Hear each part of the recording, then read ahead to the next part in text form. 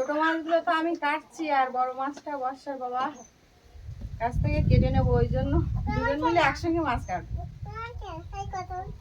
হ্যাঁ,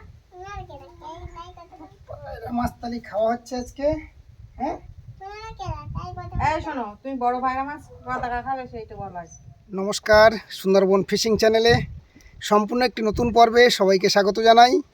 বন্ধুরা, বাড়ির থেকে আমরা চলে এসেছি মরিচঝাপি জঙ্গলের সেই বিখ্যাত ফণিখালি খালে। আর দুজন এসছি, এই যে ভোলা ভাই আর আমি দুজন। এবার আমরা জাল টোটাল কটা পড়লো আমাদের? 5টা জাল পড়েছে। মানে এই পাশে একটা বাইরে জাল দিয়েছি খালের মুখ ধরে, আর এখানে ফণিখালির মুখে একদম মুখে বাইরের সাইডে নদীর সাইডে দিয়েছি একটা ডুবো জাল। আর মুখে দিয়ে খালের মুখে দিয়েছি 3 আঙুল, তারপরে একটু ভিতরে ঢুকে 4 আঙুল, তারপরে আরও একটু ভিতরে ঢুকে 5 আঙুল। আর এখন কিন্তু গনমুখ এসে গেছে, ভরা কটাল যেটা বলি, একদম দেখছেন ফুল জোয়ার হয়ে গেছে। কিন্তু এবার আমরা এই জোয়ার বেলায় কিন্তু জাল পেতে দিয়েছি। এবার ভাটা লাগবে, 1 ঘন্টা কি 2 ঘন্টা ভাটা হবে, আমরা জাল তুলে নেব। মোটামুটি প্রথম টানটা কিন্তু মাছটা বেরিয়ে যায়, বড় বড় মাছগুলো প্রথম টানেই বেরোয়, বেশিরভাগ মাছেরা। এবার সেই টার্গেট আমাদের আছে, এখন দেখা যাক কি হয়। তবে সুখবর আছে, জাল পাতার টাইমে কিন্তু একটা মাছ পেয়েছি। এখন আমরা ওইখানেই আমরা ভাবছি যে আমাদের যাত্রা শুভ আছে, কারণ শুরুতেই জাল পাততে গিয়ে একটা মাছ, পায়রা মাছ, বড় সাইজের পায়রা মাছ। এখন জাল সব তো পাতা হয়ে গেছে, আমরা বসে আছি এখানে এই ছায় খালের মুখে, এখানে বাইরের সাইডে বসে আছি। সম্পূর্ণ পর্বটি দেখতে থাকুন স্কিপ না করে। আর কম বেশি আজকে মরিচঝাপি জঙ্গল বা এই ফণিখালির কিছু কিছু অজানা ইতিহাস আপনাদের সামনে তুলে ধরবো। শুধুমাত্র স্কিপ না করে ভিডিওটা দেখবেন, আর সুন্দর সুন্দর দৃশ্যও অবশ্যই দেখতে পাবেন। আর বলতে ভুলে গেছি, সকালবেলা কিন্তু আমরা এক ছড়া বৃষ্টি খেয়ে নিয়েছি। কারণ প্রথম সকালবেলা যখন বাড়ির থেকে আসি, এখানে আসার ঠিক মানে ওই একটু পিছনে ছিলাম, আমাদের বিশাল একটা বড় বৃষ্টি এসে মোটামুটি আমাদের ভিজিয়ে দিয়ে যায়। এখন আকাশটা এখন মোটামুটি পরিষ্কার হয়ে গেছে। যাই হোক, মাছটা দেখাই আর সঙ্গে থাকুন তাহলে। এই যে এই মাছটা কিন্তু জাল পাতার টাইমই জালে বেঁধেছে।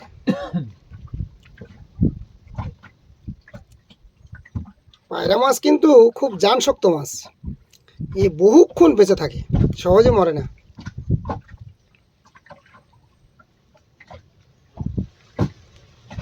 সাত 800 ওজন হবে, ওই রকম হবে মোটামুটি।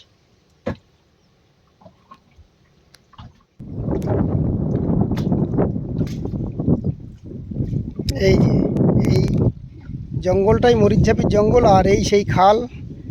খালটা পুরোপুরি বোঝা যাচ্ছে না, কারণ আমরা একটু সাইডে আছি খালের বাইরে। এই খাল কিন্তু চলে গেছে ওই সাইডের নদীতে, যেটা ঝিলা ঝিলা নদীতে চলে গেছে এই খাল দিয়ে মোটামুটি। আর এই পথ দিয়েই কিন্তু কম বেশি করে যে চোরা চালান যেগুলো আগে হতো, এখনও হচ্ছে কি না হচ্ছে বলতে পারবো না। বাংলাদেশের থেকে মোটামুটি মানুষ আসতো, এখানকার মানুষ যেত। যে গরু পাচার কিন্তু এই খালের থেকে অনেকবার ধরা পড়েছে ফরেস্ট ডিপার্টমেন্টের তৎপরতায়।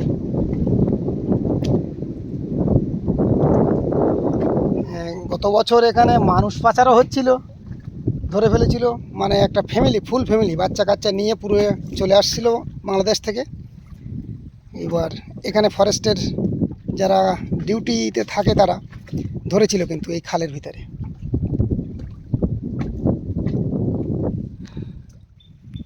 বর্ষার বাবা এই মাত্র বাড়ি আসলো, সেই গিয়েছে ভোরবেলা, আর এই এসছে 2টোর দিকে। আর নদীতে তো বলছে বিশাল ঝড় বৃষ্টি হয়েছে, ওই জন্য আপনাদের আর কিছু দেখাতে পারিনি। আমি তো অবাক হয়ে যাচ্ছি বাড়ির দিকে এসে, বৃষ্টি হয়েছে কই? তাই বৃষ্টি বলতে চিরচির করে বৃষ্টি হচ্ছে, আবার বিরাট রোদ হচ্ছে, এরকমটাই হচ্ছে। আর আমরা প্রথম যখন যাই 6টা মনে হয় বাজেনি, বিশাল বৃষ্টি, মুষলধারে বৃষ্টি গেল।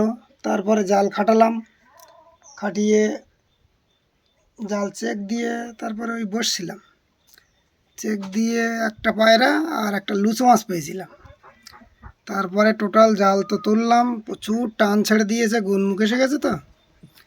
এইবার সেই জালে গাছগাছালি বেঁধে একটা বিশ্রী অবস্থা, তার ভিতরে ঝড় বৃষ্টি, আর ঝড় যখন হচ্ছে তখন নদীতে তুফান। সে যা তুফান, একটু ভিডিওতে দেখাতে পারলে যা হতো। বাড়িতে ওখানে মরে থাকতাম। পুরো নৌকা, ঢেউর ভিতরে নৌকার মাথা ঢুকে যাচ্ছে।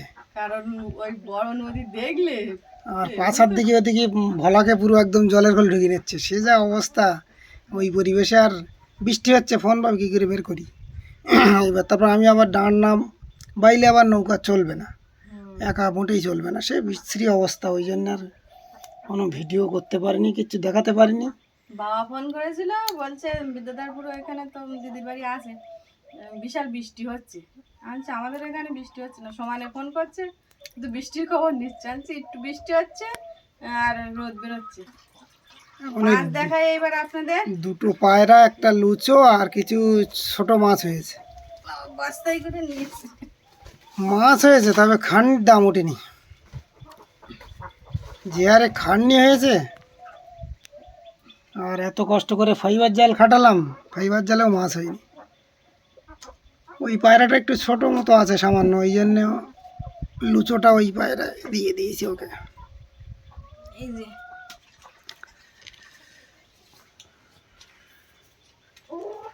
এই যা হয়েছে একেবারে খারাপ হয়নি, কিন্তু যে হারে পরিশ্রম হয়ে সে হারে মাছ হয়নি। কষ্ট হচ্ছে, মাথা টাথা সব ব্যথা করছে।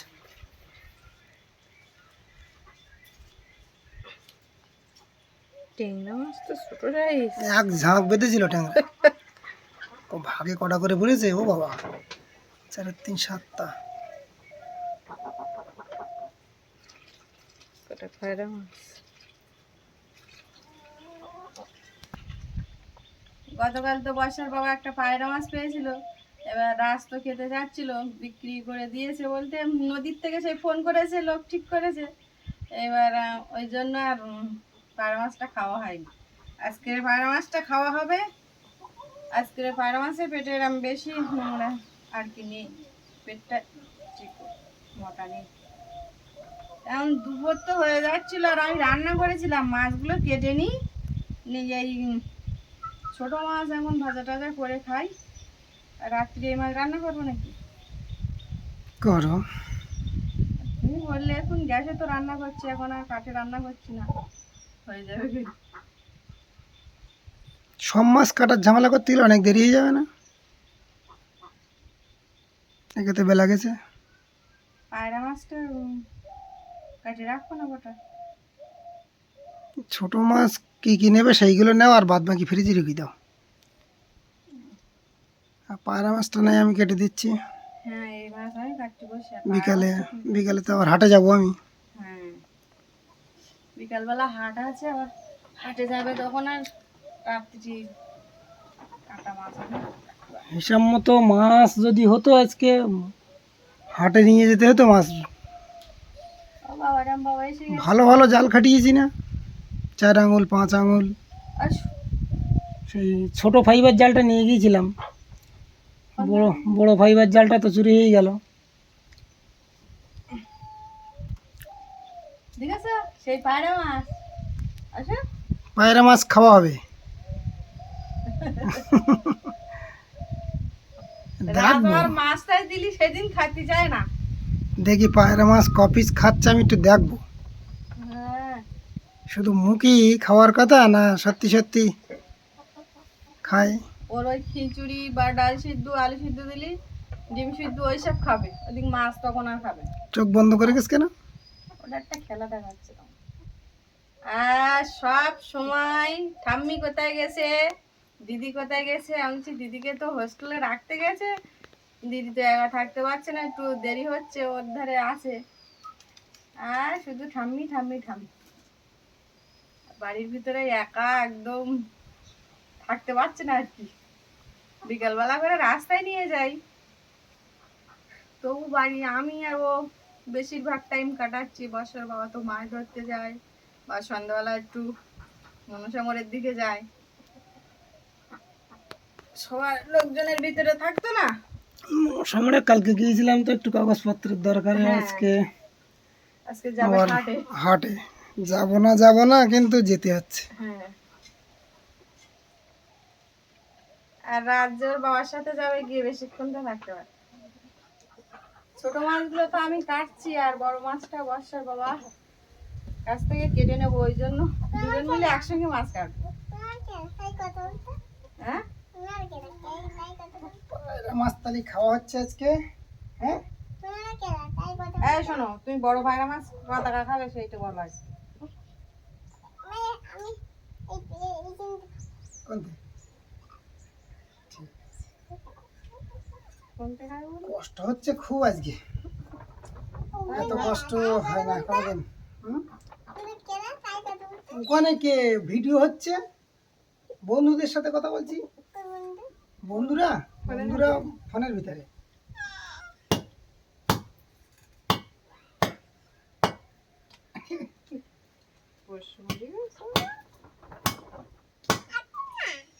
চুপ করে বসো। কাঁটা ফটো হলো, সরে যাও, চুপচাপ দিতে হবে। তো বড় জুতোটা খোল।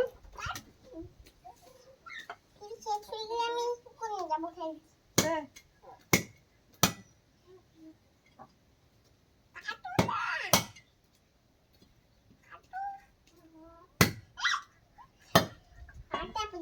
তুমি হাত দিয়ে না, তুমি হাত দিয়ে না। তুমি হাঁটিও না।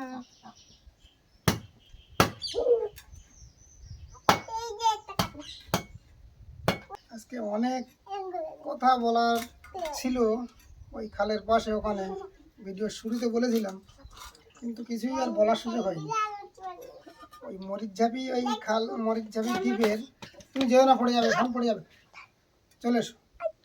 দেখা যাচ্ছে তোমার তোমার কিন্তু দেখা যাবে না, লাস্টে তুমি কান্নাকাটি করবা যে ভিডিওর ভিতরে আমার দেখা যাচ্ছে না। ওই জুতোটা খোলো, বড় জুতো পুরো পুড়ে যাবা। ফণিখালি দিয়ে কিন্তু বাংলাদেশে যাওয়া যায়।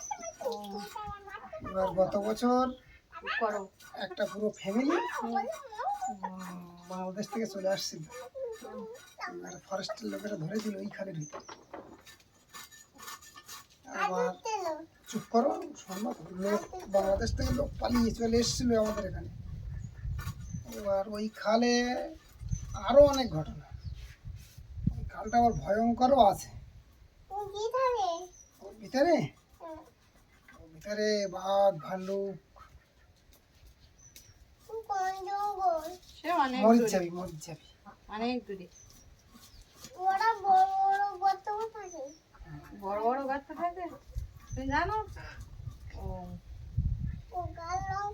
একটা সময় আমি মরিচঝাপি জঙ্গলে রেকর্ড হয়ে গিয়েছিল মানুষ ধরায়। ওটা হচ্ছে লকডাউনের সময়, 200-250 মানুষকে বাঘে ধরেছিল ওই মরিচঝাপি জঙ্গলে।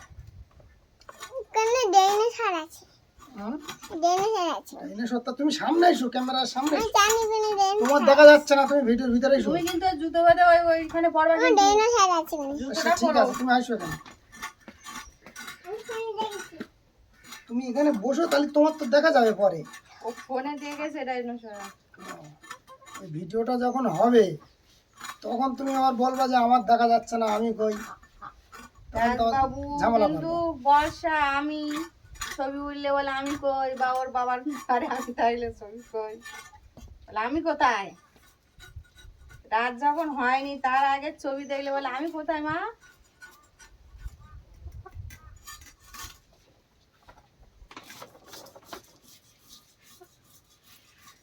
আসতে পারে না, ছোট ছোট ফুল। জ্যান্ত মাছের কিন্তু টেস্ট আলাদা। ভাঙা মাছ এমনি দাঁতনে মাছ, ভেটকি মাছের মতো খুব যে হাই ফাই টেস্ট না, তবে জ্যান্ত জ্যান্ত কিন্তু খুব ভালো লাগে। ওই বরফের একদম আর ভালো লাগে না।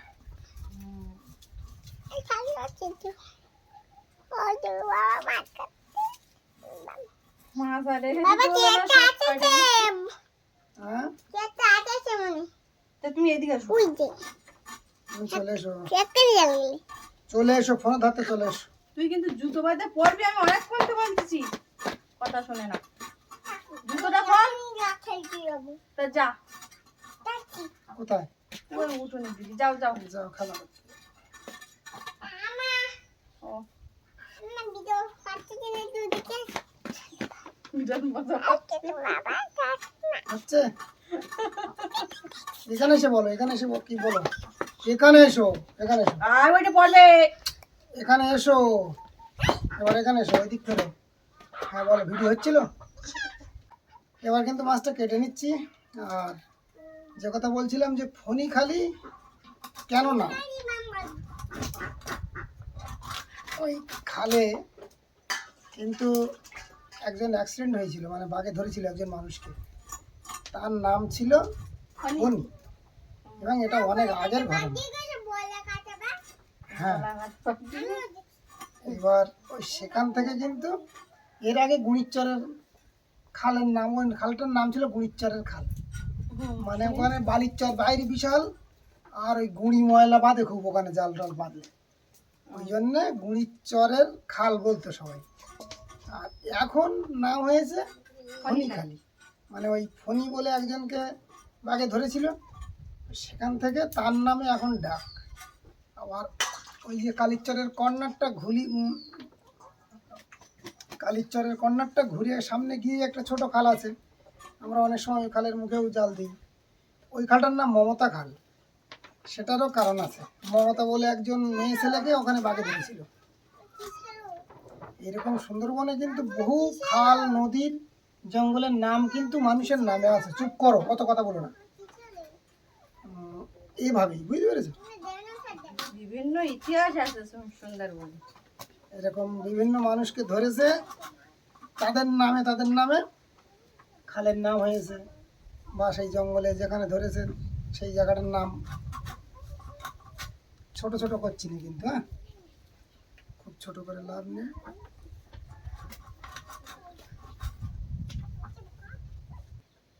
ডিম হয়েছে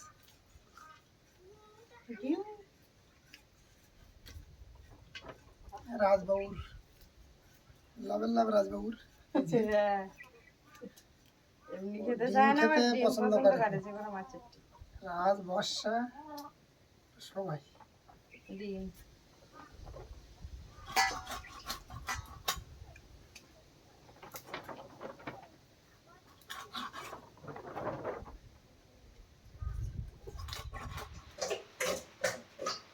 এখন মাছ ঝাল করবো, অনেকটাই তো বেলা গেছে।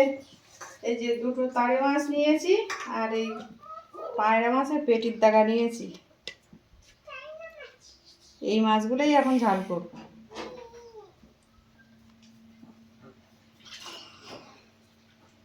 এখন মাছ ভেজে নিচ্ছি।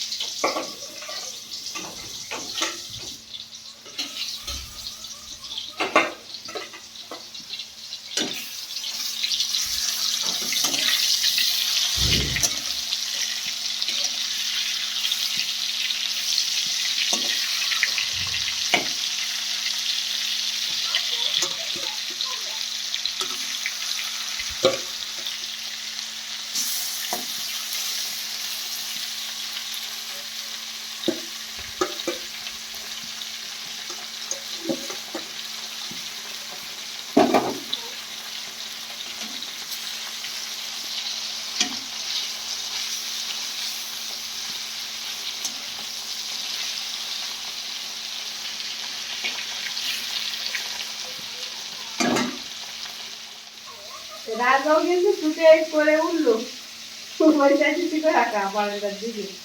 আর আমাদের বাড়ির কিন্তু একটা নিয়ম আছে, যতই রান্না থাক না কেন, যতগুলো তরকারি, মাছ ধরে আনলে বা হাটের থেকে মাছ কিনে আনলেও যাক, তোমার রান্না করতেই হবে। এক পিস করে হলেও করতে হবে, ছোট হোক বড় হোক মাছ রান্না করতেই হবে। ওই জন্য কিন্তু এই যে অল্প করে মাছ এখন ঝাল করছি। রান্না তো আমার আগে হয়ে গেছিল। ওই লঙ্কা মাছ নাই, তেল ফুটবে, তেল ফুটবে, তুমি নামো। নামো একবার দেখবেন, চল যাও বারান্দার দিকে।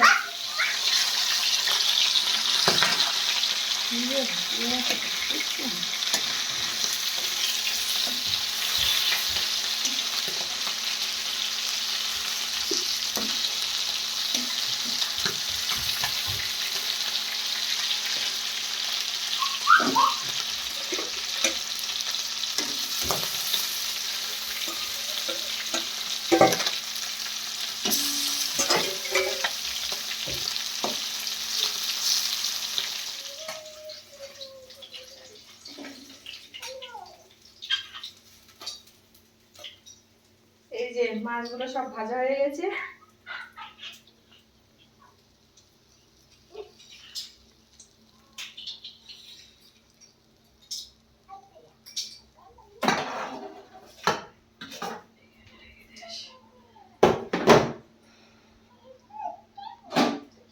এবার কড়াই দিয়ে দিচ্ছি কাঁচা লঙ্কা আর পেঁয়াজ।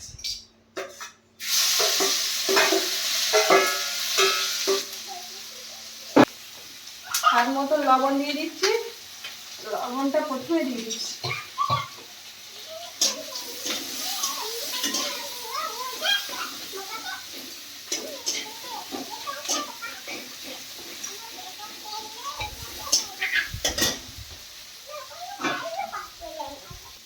হলুদ গুঁড়ো দিয়ে দিচ্ছি আর লঙ্কার গুঁড়ো। বাবা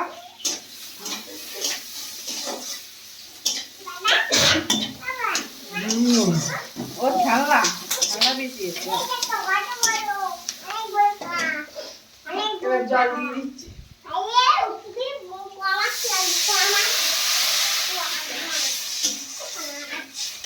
জলটা ফুটে গেছে, জলটা ফুটে গেছে, এবার মাছ দিয়ে দিচ্ছি। আর রাজের মাছ তো রাজ ভাজা খাবে, একবার দিয়েছে, এখন শুধু মাছটাই খাবে। আবার একটা সে চিংড়ি মাছ আছে, বলছে আমি খাবো। আমি ওই ঝোলে দেওয়া হয়েছে, খাবি না। এবার খাওয়া দাওয়া করবো। আর আজকের পর্বটি এখানেই শেষ করছি। পর্বটি কেমন লাগলো অবশ্যই কমেন্টে জানাবেন। যদি ভালো লেগে থাকে লাইক শেয়ার করবেন। আর এখনো যারা আমাদের চ্যানেলটি সাবস্ক্রাইব করেনি প্লিজ চ্যানেলটি সাবস্ক্রাইব করে আমাদের পাশে থাকবেন। আপনারা সবাই ভালো থাকবেন, সুস্থ থাকবেন। দেখা হচ্ছে আগামী পর্বে। চিংড়ি মাছের গুঁড়ো দিয়ে দিচ্ছি।